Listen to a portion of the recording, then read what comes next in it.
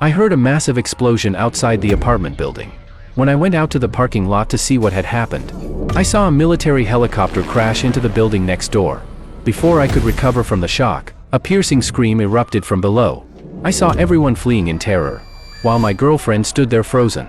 I yelled at her to get back inside, but she suddenly lunged at an old man and began biting him frantically.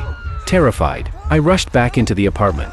Just then, a man burst through the door. It was my neighbor from next door. He said his roommate had gone crazy and begged me to let him stay. Before I could even react, his roommate walked into the bathroom, clutching his head. There was a deep wound on the back of his neck. Something felt seriously wrong. I grabbed a kitchen knife to protect myself. Then the TV cut in with breaking news. A zombie virus outbreak had hit the city. They said anyone bitten or scratched would turn infected. And right then, my neighbor walked out of the bathroom. He saw the news on TV and quickly tried to explain that he was fine, but his eyes were already turning red. I pointed the knife at him and told him to leave. He hadn't fully turned yet, but he still left the apartment. I rushed over and locked the door behind him. The next second, I heard a blood-curdling scream outside. I peeked through the peephole and saw my neighbor being torn apart by zombies. I covered my mouth and collapsed to the floor, unable to move until nightfall. I drowned myself in booze, trying to numb the fear, but then a text from my dad hit me hard. Things weren't looking good for them either. I quickly called my parents, but no one picked up. At that moment, I knew I was on my own. I pushed the fridge against the door to keep the zombies out. Then I dragged my bed into the living room so I could keep an eye on the front door at all times. I sealed the windows shut so the zombies outside wouldn't spot me, but the door kept getting knocked on. I couldn't tell if it was a person or a zombie. That night, a strange noise came from the bathroom. My gut told me something was wrong. I grabbed a baseball bat and crept closer. Oh my god, a zombie fell straight out of the air vent. I panicked and hid behind the counter. The zombie limped its way into the living room. My heart was pounding in my throat. Luckily, it didn't spot me right away. I took the chance and crept up behind it to attack.